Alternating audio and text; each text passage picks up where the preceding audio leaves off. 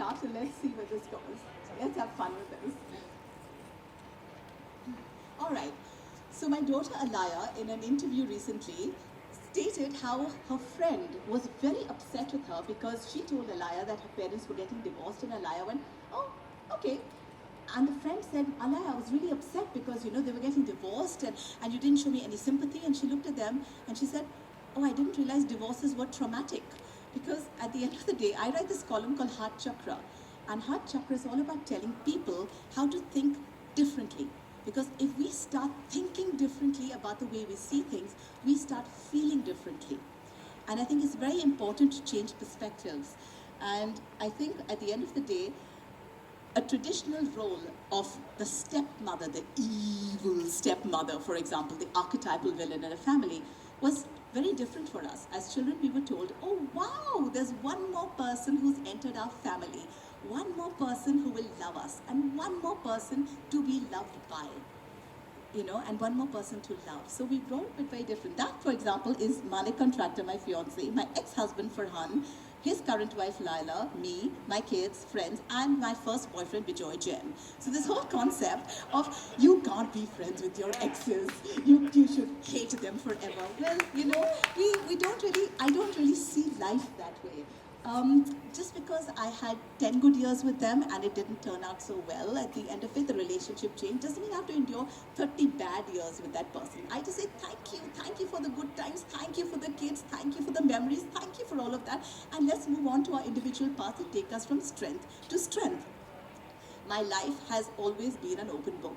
I've been unabashed about the fact that I've had relationships, multiple relationships, the fact that I love being in love, I love the idea of being in love, I love the thought of being in love, I love the smell of love, I love the feel of love. I just love being in love, full stop, right? It's just the way love makes us all feel. So, this coming from a generation where I grew up, where there was a lot of morality involved, and the fact that if you were not a virgin, it was frowned upon, and there was this whole morality and chastity, and how could you even be promiscuous or think of enjoying sex, or forget that, having premarital sex was absolutely taboo back then. Fact is, partners come into your life because they fill voids. And that void at that point of time is filled by a certain partner, and it's very, very valid at that point of time. When the void is filled and journeys change, new people come in to fill different voids, and that's okay. We have this whole concept of happily ever after. But if you think about it, Rapunzel, Sleeping Beauty, Snow White, Cinderella, they were all married to the same man, Prince Charming. And happily ever after is a choice. For example, you have Manik's mom sitting here. The most beautiful marriage I have ever experienced. They wake up with "I love yous" and kisses and hugs, and they go to sleep with "I love you" kisses and hugs. They hold hands when they walk down the road, and they embrace each other, jump on each other's backs when they're in the pool after 55 years of marriage. Dad passed away 2 years ago. And those are the kind of relationships you should hold on to. Not the kind of relationships that teach you about being possessive and jealous and insecure, and you're filled with these emotions and twisted idea of what love actually is. And you think that is love, but it isn't. Those are demons that come to possess you when you're in a apparent stage of love. And I think it's very important for us to realize that people don't complete people. This whole concept of he completes me, she completes me, human beings are very complex creatures. We are constantly changing, we are constantly evolving, and as we go forward in our lives, our paths are different, our timings are different, our goals are different, and that person by your side may also be going either in the same way or a different way. The fact is, we complete ourselves. We had Trupti and we had Kushi earlier talking about self-love, right? Kushi, Freddie Bedi said something about khud khushi, which is self-love. And he said, he said that self-love is like making love to yourself. Of course you can do it, but it's just a lot more fun if someone else did it. So self-love isn't selfish. The truth is that self-love is one of the most important forms of love that we will ever experience. Because self-love is about self-worth, self-respect, self-value, self-care. And these are incredibly exceptional qualities because when you are complete, you bring that to the table. The only form of unconditional love is mothers and pets.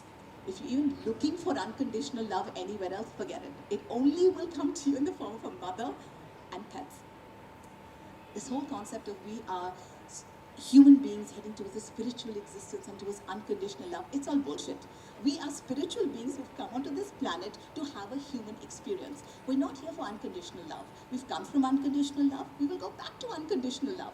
We're here to experience messy love, sweaty love, teary love, crazy love, passionate love, the human love. We're here to experience all of that in every single form. This whole knight in shining armor will come and sweep me off my feet, and these things we're fed in our minds from childhood, right? You kiss a frog, it turns into a prince. Chances are the prince that you kiss will turn into a bloody frog. Happened to me so many times.